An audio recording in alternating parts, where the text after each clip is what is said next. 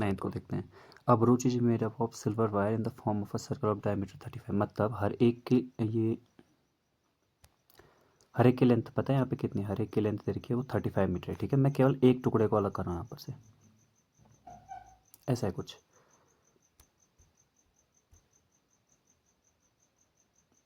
ऐसा है एक टुकड़ा। ठीक, तो क्या बोला है मुझसे, 10 इक्वल पार्ट बना रहे हैं। देखो बच्चों, टोटल सेंटर पे एंगल होता है 360 का।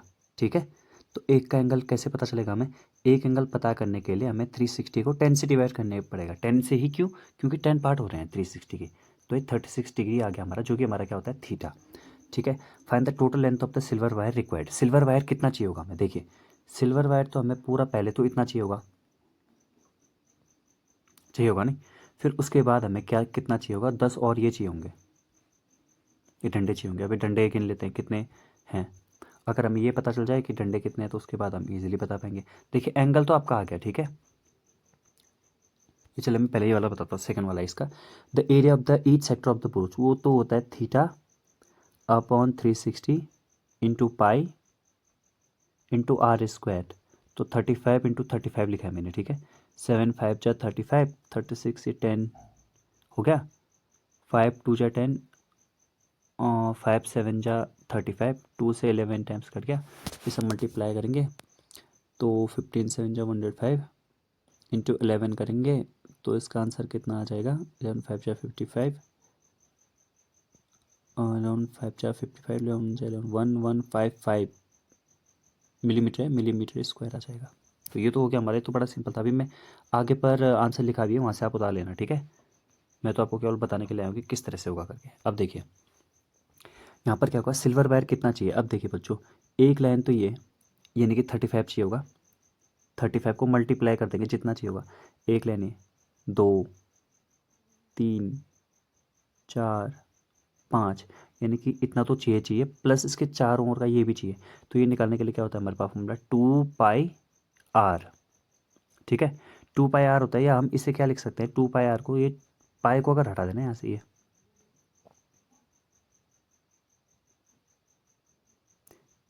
इस पूरे को अगर हटा दें यहाँ से, तो 2r का मतलब डी भी होता है ना, तो मतलब इसकी जगह पर हम पाई डी भी लिख सकते हैं, पाई डी। ठीक है, अब कितना हमें वायर चाहिए होगा तो उसका मल्टीप्लाई करेंगे यहाँ पे। देखिए पाई डी इसका मल्टीप्लाई करके तो 150 120 175 तो ये लगेगा, plus pi D, pi into D, D कितना है 35 मिलीमीटर का है, तो 7 5 35 22 5 110, इसमें अगर प्लस कर देंगे तो 5 ये 285 मीटर का लगेगा।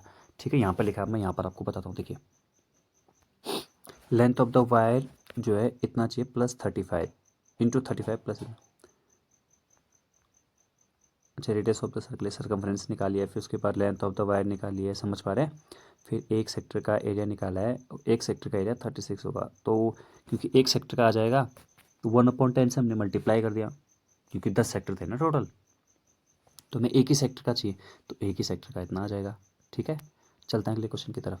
और अभी मैं केवल ये 2 ही क्वेश्चन करवा रहा हूँ, 9th और 10th। अगली वाली वीडियो में मैं उसमें करके, मतलब आज हम ख़त्म कर लेंगे इसे। ठीक है, मैं 3 वीडियो आज अपलोड करूँगा, 3 के 3 वीडियो में ये चैप्टर पूरा कंप्लीट कर देंगे। एक अम्ब्रेला के 8 रिप्स हैं। Assuming umbrella to be flat, umbrella मतलब ऐसा है कि बिल्कुल फैला हुआ है इस टाइप का, जैसे ऊपर वाला पार्ट ना, ऊपर वाले पार्ट को मतलब पिचका रखा है, ऐसा दिखा रखा है। ठीक है, तो 8 रिप्स हैं, तो 8 रिप्स है तो हमें एंगल नहीं पता। Find the area between 2 consecutive ribs, वही पूछा हमसे, तो हमसे एरिया पूछा है, तो हमें थीटा तो पता होना चाहिए। अब बच्चों बताओ, जैसे पीछे वाले क्वेश्चन में हमने 360 को डिवाइड किया था 10 से, क्यों, क्योंकि 10 पार्ट हुए थे, यहाँ पर 8 पार्ट हुए तो 8 से डिवाइड करेंगे, और 8 से डिवाइड करेंगे तो 45 डिग्री हमारा थीटा आ जाएगा। और आर हमारी कितनी होगी, आर हमारी होगी 45 सेंटीमीटर।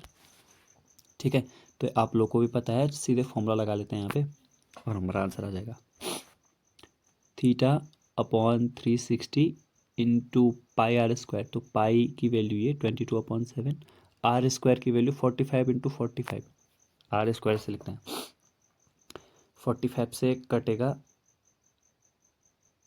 ये, 9 5 जा 45, 9 4 जा 36, 5 8 जा 48 टाइम्स कट रहा है।